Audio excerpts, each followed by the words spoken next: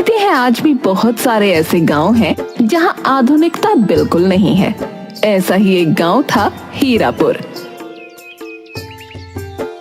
हीरापुर के लोग आज से 20 साल पहले की जिंदगी जी रहे थे। वहां ना बिजली थी, ना इंटरनेट था। बच्चों के पढ़ने के लिए स्कूल तक नहीं था। सरपंच जी, आप कह रहे थे कि इस साल हमारे गांव में बिजली के जो है खंबे लग जाएंगे, लेकिन देखिए ना, ये साल तो खत्म होने को है और अभी तक काम शुरू भी नहीं हुआ है। अरे अब मैं क्या करूं भाई है? अरे मैंने तो सरकारी दफ्तर में अपील डाल दी थी। वो लोग कह रहे थे कि जो है जल्दी ही हमारे गांव में बिजली आ जाएगी। तो फिर आई क्यों नहीं सरपंच जी? आप सभी तो जानते ही हैं, सरकारी काम कोई भी जल्दी नहीं होता है भैया। बाकी फिर भी मैं प्रयास करने में लगा हूं अपनी तरफ से। उसी गांव में बिल्लू नाम का एक आदमी रहता था। बिल्लू की 4 साल की बेटी थी जिसका नाम था राधा। बिल्लू अपनी बेटी को पढ़ा लिखा कर कलेक्टर बनाना चाहता था।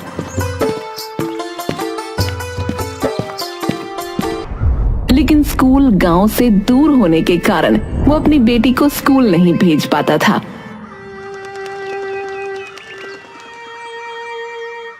पापा, मुझे स्कूल जाना है, मुझे पढ़ाई करनी है। यही तो मैं भी चाहता हूँ मेरी बच्ची, लेकिन ये मुमकिन नहीं है बेटा। हमारे गांव में कोई स्कूल ही नहीं है, फिर मैं तुझे कैसे पढ़ा सकता हूँ बेटिया? पापा, हमारे गांव में स्कूल क्यों नहीं है? मैं पढ़ाई कैसे करूंगी? मैं कलेक्टर बनना चाहती हूँ, लेकिन जब मैं पढ़ाई ही नहीं करूंगी तो कलेक्टर कैसे बनूंगी? मुखिया के बेटे को पढ़ाने के लिए दूसरे गांव से एक टीचर आती थी। जब वो मुखिया के बेटे को पढ़ा रही थी तो राधा वहां से गुजर रही थी। A for apple, B for ball, C for cat, D for dog। Radha खिड़की के पास खड़ी होकर सब सुन रही थी। अब उसका और भी ज्यादा पढ़ने का मन करने लगा। वो घर जाती है। सुनो राधिका की माँ, मैं गांव के किसी काम के लिए शहर जा रहा हूँ। 2 दिन बाद लौटूंगा। अच्छा पापा, आप शहर जा रहे हैं? मेरे लिए वो वाली किताब ले आइएगा जिसमें A for apple, B for ball, C for cat और D for dog होता है। अरे राधा बिटिया, ये तुमने कहाँ से सीखा? सोनू को दूसरे गांव से टीचर पढ़ाने आती है, मैंने उन्हीं से सुना। कहो ना, आप मेरे लिए वो वाली किताब ले आओगे?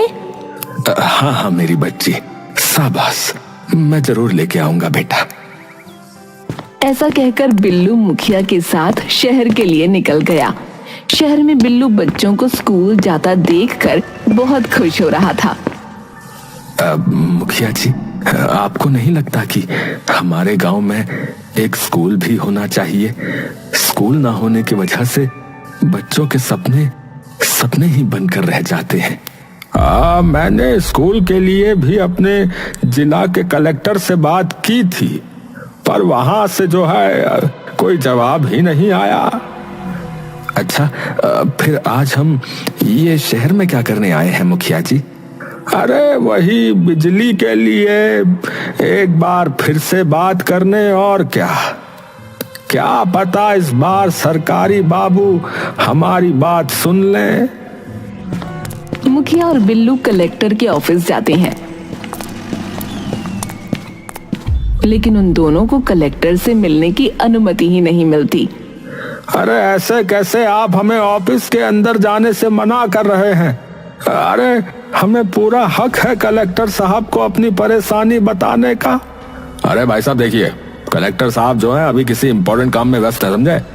आप उनसे 1 हफ्ते बाद मिलने आ सकते हैं। जाइए अभी। अरे भाई साहब, हम इतनी दूर से आए हैं, बिना उनसे मिले हम कैसे जा सकते हैं बताइए। देखिए भाई साहब, माफ कीजिएगा लेकिन मैं इसमें आपकी कोई सहायता नहीं कर सकता। आप जाइए यहाँ से। बिल्लू और मुखिया उदास चेहरा लेकर वापस गांव की तरफ निकल पड़ते हैं। कॉपियां और स्कूल बैग भी उपलब्ध। रुकिए मुखिया जी, मुझे अपनी बेटी के लिए एक किताब खरीदनी है।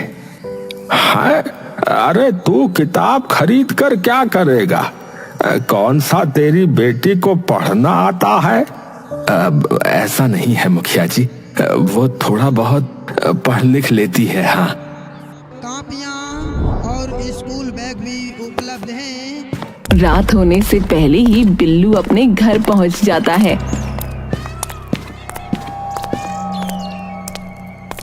क्या बात है जी, आप तो 2 दिन बाद आने वाले थे, फिर आप आज ही कैसे लौट आए? अरे क्या बताऊं राधा की माँ, जिस काम के लिए गए थे वो काम तो हुआ ही नहीं। सरकारी कर्मचारी पता नहीं अपने आप को क्या समझते हैं। हम छोटे लोगों से तो बात भी नहीं करना चाहते, फिर हमारे विकास के लिए काम कहां से करेंगे। मुझे तो लगता है हमारा सारा जीवन ऐसे ही गरीबी में बीतता रहेगा। तभी राधा अपने पिता के पास आती है और कहती है, पापा, आप मेरे लिए वो वाली किताब लेकर आए हैं ना? अरे हाँ, मेरी बच्ची लाया हूँ। देखो, मैं तुम्हारे लिए तुम्हारी वाली किताब लेकर आया हूँ। अच्छा, शुक्रिया पापा, आप सच में बहुत अच्छे हैं। आप देखिएगा, एक दिन मैं पढ़ लिख कर कलेक्टर बनूंगी और अपने गांव के विकास के लिए सब कुछ करूंगी। 4 साल की राधा के मुंह से इतनी बड़ी बड़ी बातें सुनकर बिल्लू की आंखों से आंसू बहने लगे। उसकी आंखों में लाचारी थी। कुछ ही दिनों बाद गांव में कुछ अजीब लोग आते हैं। अरे बिल्लू भैया, अरे कहाँ हो? अरे जरा देखो, अपने गांव में कुछ लोग आए हैं भैया। उनके पास बड़े बड़े जो है कैमरा है और बहुत बड़ी बड़ी गाड़ी से आ रहे हैं। अरे भैया, हम सब तो उन्हीं को देखने जा रहे हैं। क्या हो रहा है वहां पर? हाँ, क्या सच में?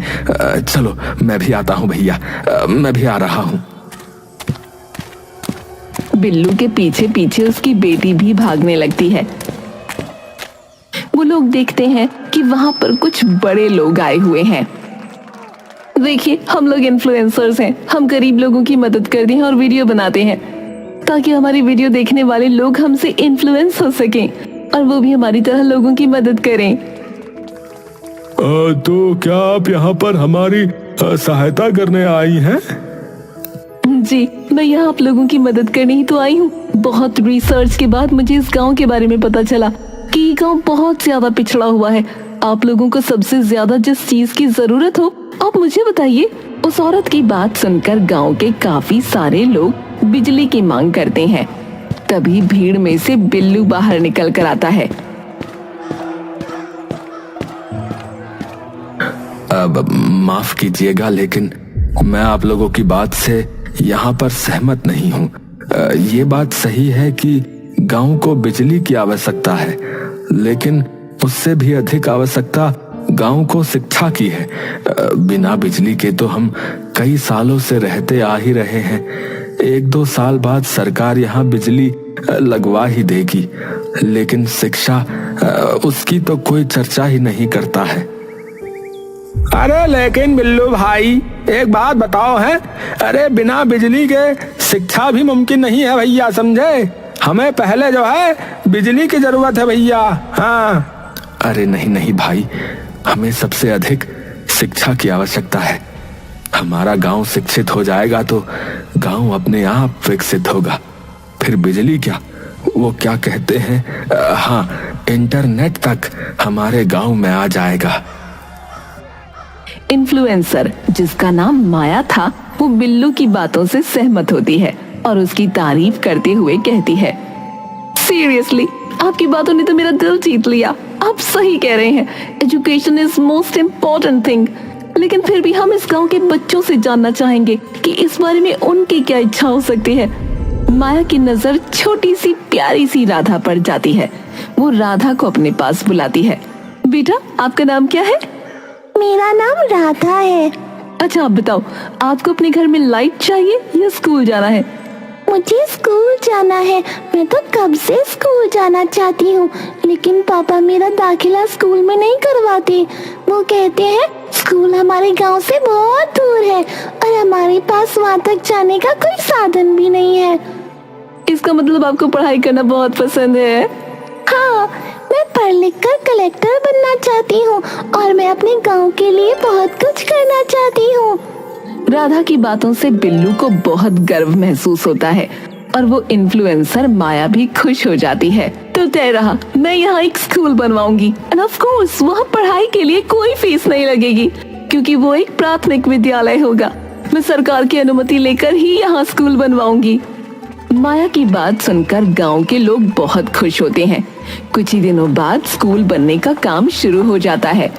स्कूल बनने की खुशी गांव में सबसे ज्यादा अगर किसी को थी तो वो था बिल्लू।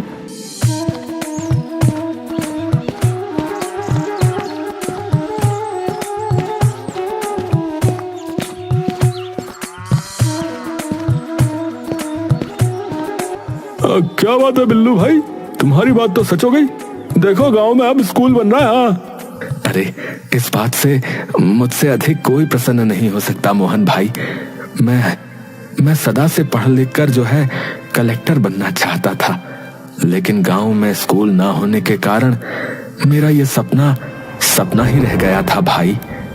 लेकिन जब से मुझे पता चला कि मेरी बेटी भी वही सपना देख रही है जो कभी मैं देखा करता था, तो मुझे बहुत अफसोस हुआ। मुझे लगा कि मेरी बेटी के सपने भी मेरी तरह पूरे नहीं हो पाएंगे, लेकिन अब ऐसा लग रहा है भाई कि पूरे होंगे, जरूर होंगे। मैं बहुत खुश हूँ। दूसरी तरफ राधा भी बहुत खुश थी। सोनू, तुझे गांव के बाहर से टीचर पढ़ाने आती थी ना, अब हम भी तेरी तरह पढ़ाई करेंगे। तुम्हें जाना उस गरीबों वाले प्राथमिक स्कूल में पढ़ने। मैं तो कुछ दिनों बाद शहर चला जाऊंगा और हॉस्टल में रहकर वहीं पढ़ाई करूंगा। राधा मुंह बनाकर घर आ जाती है।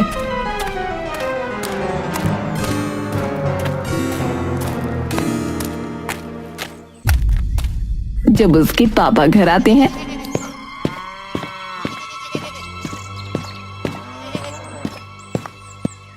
अब क्या बात है बिटिया, मेरी लाडो रानी, अरे उदास क्यों है बेटी? अब तो गांव में स्कूल भी बन रहा है। अब तो तुम्हें प्रसन्न होना चाहिए। अब मेरी बच्ची भी पढ़ाई करेगी। पापा, मुझे इस 2 कौड़ी के स्कूल में पढ़ाई नहीं करनी। मुझे भी पढ़ने शहर जाना है, हॉस्टल में पढ़ाई करनी है। अरे ये सब तुमसे किसने कहा बेटी? सोनू ने। उसने कहा ये 2 कौड़ी का स्कूल है, यहाँ अच्छी पढ़ाई नहीं होगी। अरे बेटा, ऐसा कुछ नहीं है। देख, स्कूल जो होता है ना, वो मंदिर के समान होता है बेटा। उसके बारे में ऐसा बुरा नहीं बोलना चाहिए। और वैसे भी जो पढ़ाई करने वाले बच्चे होते हैं ना बेटी, वो कहीं भी पढ़ाई कर लेते हैं बेटा। और तुम तो मेरी सबसे ज्यादा होशियार बेटी हो। हाँ हाँ पापा, आपने सही कहा। आखिर वो हमारे गांव का पहला प्राथमिक विद्यालय होगा और माया आंटी ने कितनी मेहनत की होगी ना इस विद्यालय को बनाने में। मैं वहाँ पढ़ने जरूर जाऊंगी।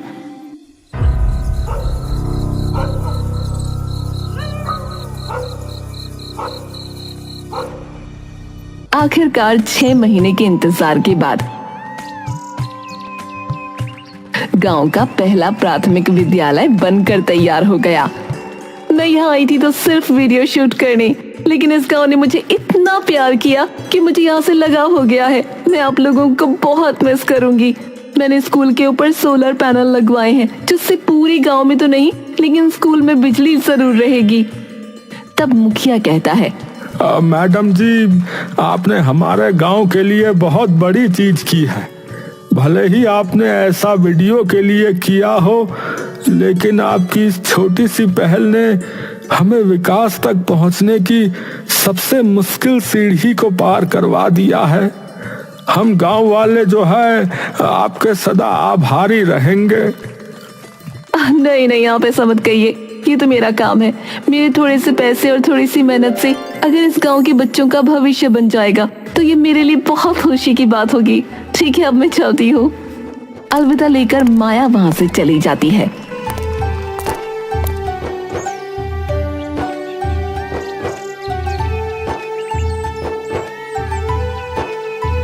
अगले दिन से स्कूल में बच्चों के एडमिशन शुरू किए जाते हैं। पापा जल्दी करो, हम लेट हो जाएंगे। मैं देख कर आई हूँ, दाखिला शुरू हो गया है। बहुत सारे लोग वहाँ पर इकट्ठा हो गए हैं। हाँ हाँ, चलता हूँ बेटी, चलता हूँ। अभी वैसे बहुत समय है।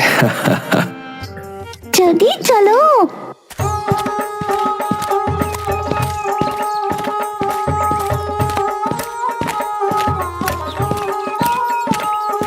आज वो बहुत खुश था। कुछ देर में राधा का दाखिला स्कूल में हो जाता है। 2 दिन बाद से राधा को स्कूल जाना था। वो अपने पहले दिन के लिए बहुत ज्यादा उत्सुक थी। पापा, आपने समय तो ठीक से सुना था ना? मैडम ने सुबह 8 बजे का वक्त दिया था। सुबह कहीं मैं लेट ना हो जाऊं। जल्दी सोगी तभी तो सुबह जल्दी उठ पाओगी। अगर जल्दी नहीं सोई तो स्कूल में नींद आएगी। राधा सो जाती है।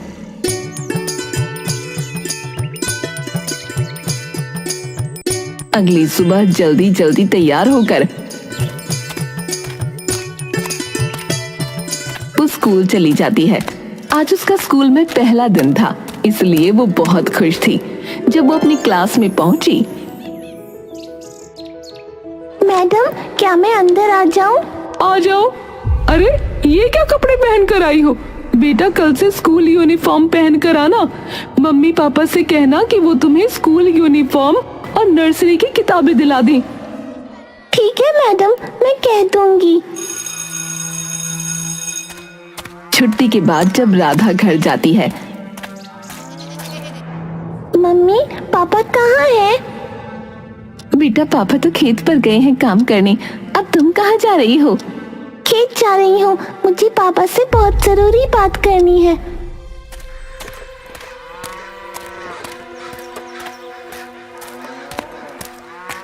पापा, ओ पापा। अरे मेरी गुड़िया, आ गई स्कूल से? अरे यहाँ क्यों भागती हुई आ रही है रे?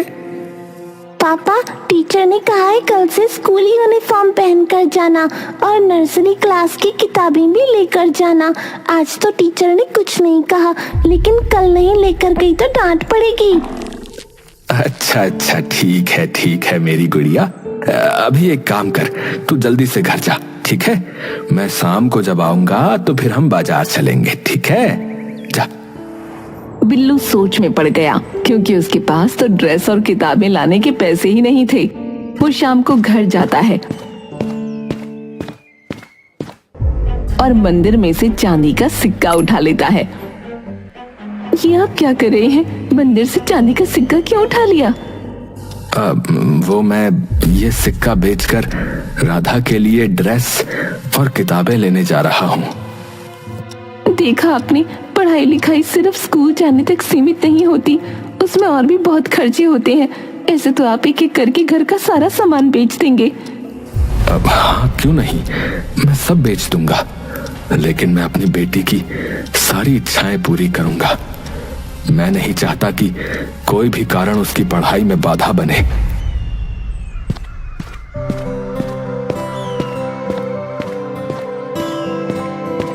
ऐसा कहकर बिल्लू चांदी का सिक्का लेकर बाजार चला जाता है और उसे बेचकर अपनी बेटी के लिए ड्रेस और किताबें ले आता है।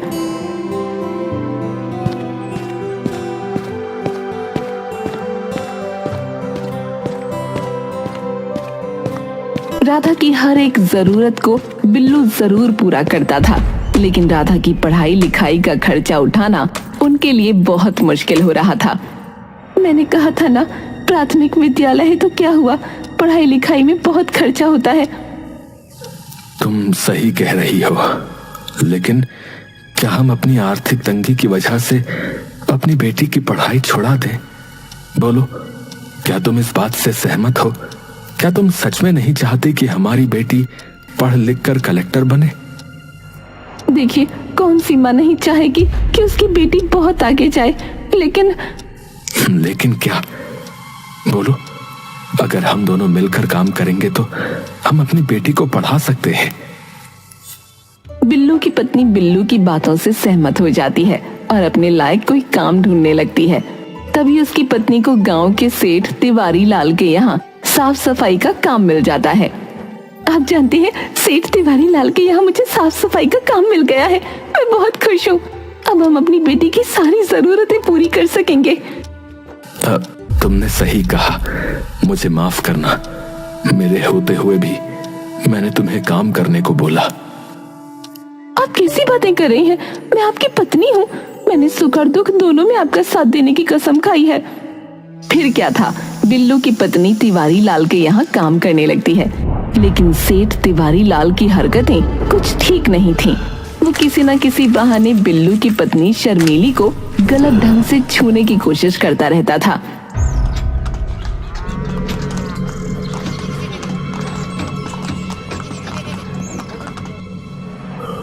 सुनो, तुम्हारी मालकिन कुछ दिनों के लिए मायके गई है।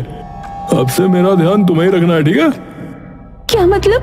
क्या कहना चाहते हैं आप? मेरा मतलब है कि मेरे खाने पीने का ध्यान तुम्हें रखना है। शर्मिली तिवारी लाल से बहुत नफरत करती थी, लेकिन पैसों के कारण वो उसे कुछ नहीं कह सकती थी। शर्मिली, अरे शर्मिली, अरे 2 कप चाय ले आना भाई। ठीक है मालिक। अजीब आदमी है, अकेले 2 कप चाय पिएगा। मेरा क्या, मैं बना देती हूँ। शर्मिली 2 कप चाय लेकर सेठ तिवारी लाल के पास जाती है। ये लीजिए मालिक। अरे तुम कहाँ जा रही हो भाई? अरे यहाँ बैठो, ये दूसरी कप चाय मैंने तुम्हारे लिए मंगाई है। अरे आओ, बैठो बैठो, मेरे साथ बैठकर चाय पियो। क्या? नहीं मालिक, दरअसल मुझे बहुत सारा काम है, मैं चलती हूँ। अरे बैठो तो सही है। अरे मुझे तुमसे कुछ बहुत जरूरी बात करनी है। शर्मिली डरते हुए सोफे पर बैठ जाती है। कहिए मालिक, आपको मुझसे क्या बात करनी है?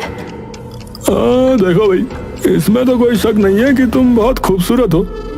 तुम मिट्टी में पड़ा हुआ वो हीरा हो जिसकी पहचान एक असली जौहरी ही कर सकता है, समझ रही है ना? और वो जौहरी जो है ना, वो मैं ही हूँ। हाँ, आप कहना क्या चाहते हैं? साफ साफ कहिए। अच्छा, तो तुम्हें साफ साफ बात करना पसंद है,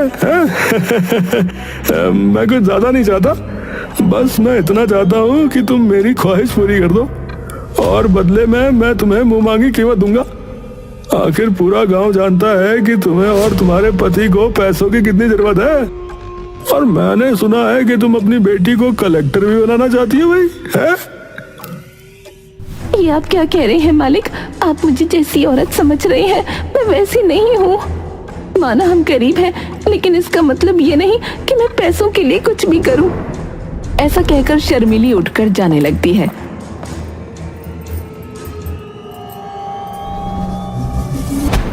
तभी तिवारी लाल उसका हाथ पकड़ लेता है। अरे तेरे जैसी 2 कौड़ी की औरत है, अब मुझे मना करेगी? है, मुझे मना करेगी? मेरा हाथ छोड़िए, नहीं तो मैं शोर मचा दूंगी। तिवारी लाल शर्मिली के साथ जबरदस्ती करने लगता है। मैंने कहा मुझे छोड़िए, भगवान के लिए मुझे छोड़िए। अरे बहुत घमंड है ना तेरे अंदर, है? तेरे घमंड को तो मैं 2 मिनट में चकनाचूर कर दूंगा। रुक।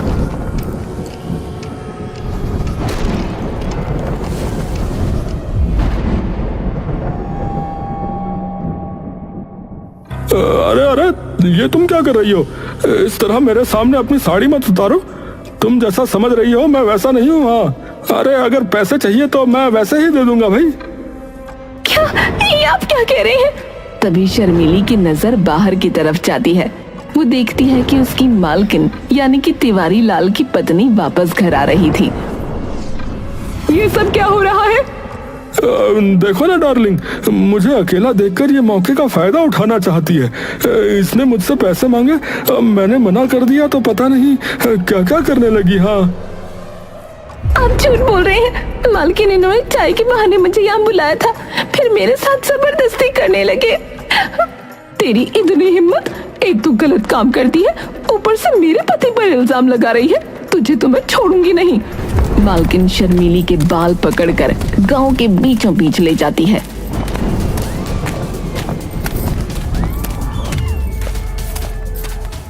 सभी लोग वहां इकट्ठा हो जाते हैं। ये बदचलन औरत मेरे पति के सामने गलत हरकतें कर रही थी, ऊपर से मेरे पति पर इल्जाम लगा रही है। वहाँ पर जो हुआ मैंने अपनी आंखों से देखा।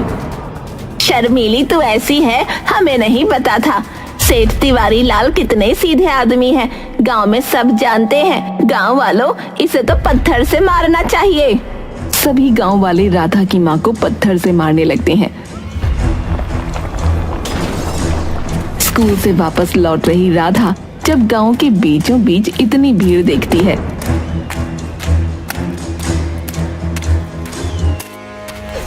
तो भीड़ के अंदर घुस जाती है।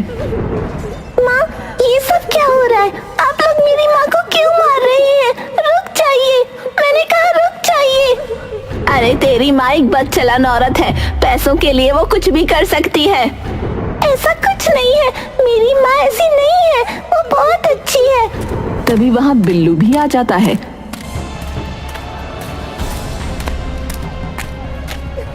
उसे सारी बात पता चलती है। रुक जाइए, मुझे अपनी बीवी पर पूरा भरोसा है, वो ऐसा कभी नहीं कर सकती। अरे तू क्या अपनी बीवी को गलत कहेगा भाई? तूने तो खुद ही अपनी बीवी को काम करने के लिए भेजा था ना। मुझे तो लगता है ये सब तेरा ही आइडिया है। हाँ, कौन सही है और कौन गलत, इसका फैसला तो पुलिस करेगी। आप लोगों को कोई हक नहीं है मेरी बीवी को गलत बोलने का। चलो शर्मिली, घर चलते हैं। हाँ माँ, घर चलो। बिल्लू अपनी पत्नी और बेटी के साथ घर आ जाता है।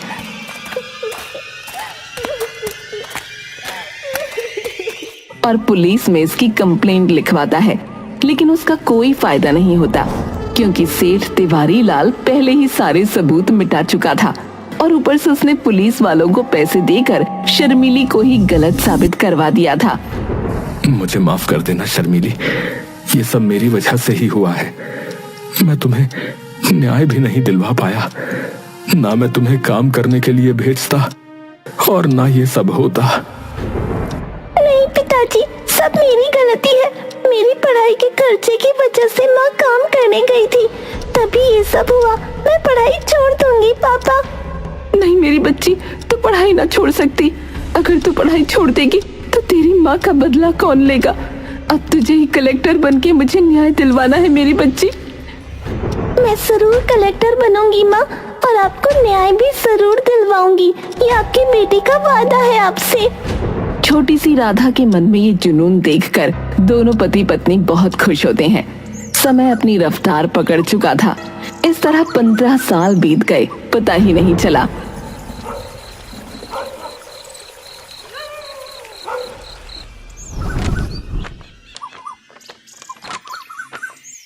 राधा भी अब बड़ी हो गई थी। पापा, मेरी 12वीं कंप्लीट हो गई है और देखिए मैं कितने अच्छे नंबरों से पास हुई हूँ। पूरे गांव में फर्स्ट आई हूँ। अरे वाह बेटी, मेरी बेटी ने तो कमाल कर दिया। बहुत बढ़िया बेटी, शाबाश। आज मैं बहुत खुश हूँ। लेकिन पापा। लेकिन क्या बेटी, बोलो। पापा, मुझे आगे पढ़ने के लिए कॉलेज जाना है। मैं आगे पढ़ना चाहती हूँ पापा। मैं शहर जाना चाहती हूँ। बिल्लू कुछ नहीं बोलता। इस वक्त वो लाचार हो गया था। तभी शर्मिली बोली, बेटा तू शहर जरूर जाएगी। तेरी पढ़ाई और कामयाबी के बीच में मैं किसी चीज को नहीं आने दूंगी। हाँ बेटी, तेरी माँ सही कह रही है। तू चिंता मत कर, हम तेरा एडमिशन कॉलेज में करवा देंगे बेटी। तू चिंता मत कर। अच्छा, थैंक यू पापा, थैंक यू मम्मी, आप दोनों बहुत अच्छे हो। ऐसा कहकर राधा वहां से चली जाती है।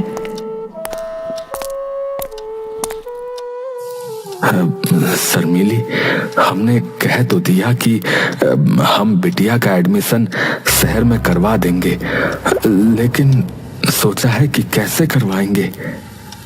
मुझे लगता है हमें अपना घर गिरवी रख देना चाहिए। तुम क्या कह रही हो? क्यों, आपको अपनी बेटी पर भरोसा नहीं है? बिल्लू और शर्मीली अपना घर गिरवी रख देते हैं और उन पैसों से राधा का एडमिशन शहर के एक बहुत अच्छे कॉलेज में करवा देते हैं। इसी तरह कुछ समय बीत जाता है। एक दिन एक औरत फटे हुए कपड़ों में गांव वालों से मदद मांग रही थी। सुनिए, मेरी मदद कीजिए। वो तिवारी लाल मेरे साथ गलत करना चाहता था। उसने मेरे पीछे अपने गुंडे लगा रखे हैं। मैं सच कह रही हूँ, मेरी मदद कीजिए। आजकल लोगों को क्या हो गया है, पैसों के लिए अमीर लोगों के पास जाते हैं और फिर बाद में उनकी इज्जत नीलाम करने की कोशिश करते हैं। ऐसा नहीं है, मैं सच कह रही हूँ। तभी वहाँ बिल्लू और शर्मीली आ जाते हैं।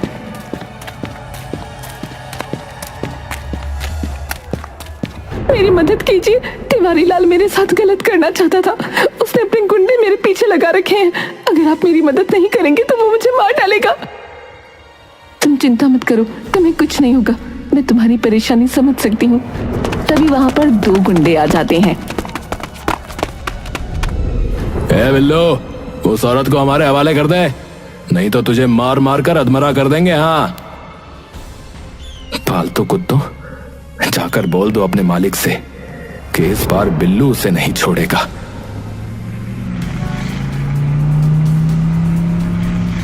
रुक जाओ। सबकी नजर पीछे की ओर जाती है। सब देखते हैं कि एक बहुत ही चमचमाती गाड़ी से एक बहुत खूबसूरत लड़की आंखों पर काला चश्मा लगाए उतर रही है। उसके पीछे काले कपड़ों में 2 बॉडीगार्ड हैं। तुम्हारी हिम्मत कैसे हुई मेरे पिताजी पर हाथ उठाने की? अरे अरे, ये तो बिल्लू की बेटी राधा है ना। अरे देखो भैया, कितनी बदल गई है। तो आप सभी को हैरान होने की जरूरत नहीं है। मैं अब यहाँ की नई कलेक्टर मिस राधा हूँ और तिवारी लाल का पर्दाफाश करने का ये मेरा ही प्लान था। तभी गांव वाले देखते हैं कि 2 पुलिस वाले तिवारी लाल के हाथों में हथकड़ी लगाकर उसे लेकर आ रहे हैं। अरे राम, ये तो तिवारी लाल है। तुम खुद अपने मुंह से सच्चाई बताओगे या मैं लोगों को सीसीटीवी फुटेज दिखाऊं? तिवारी लाल नजरें झुकाकर खड़ा था। लगता है मुझे ही गांव वालों को सीसीटीवी फुटेज दिखानी पड़ेगी। गांव वालों के सामने एक फुटेज राधा प्ले करती है जिसमें सेठ तिवारी लाल उस औरत के साथ छेड़खानी कर रहा था।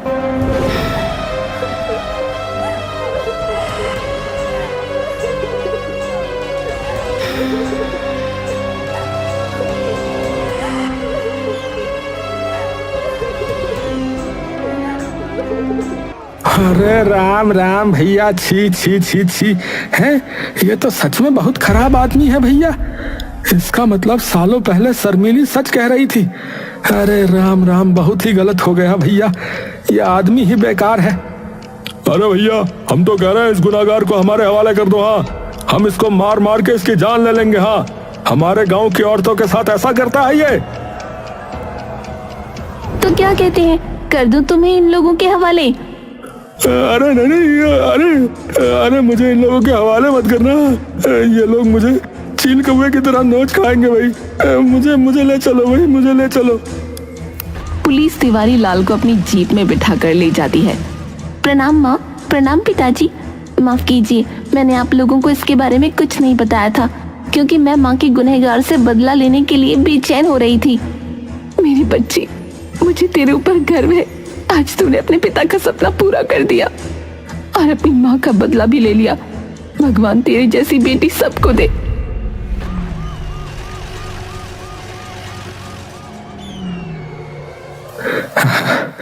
मेरे पास तो तुम्हारी तारीफ में कहने के लिए शब्द ही नहीं है मेरी बच्ची।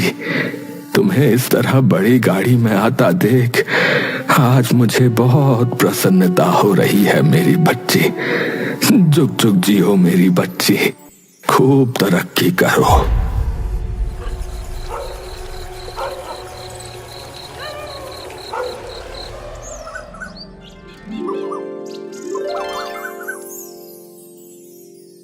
पूरा गांव राधा की तारीफ करते नहीं थक रहा था।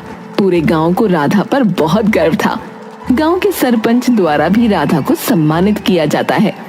अपने गांव के विकास के लिए राधा बहुत कुछ करती है और अपने माँ बाप और गांव वालों के सभी सपने पूरे करती है।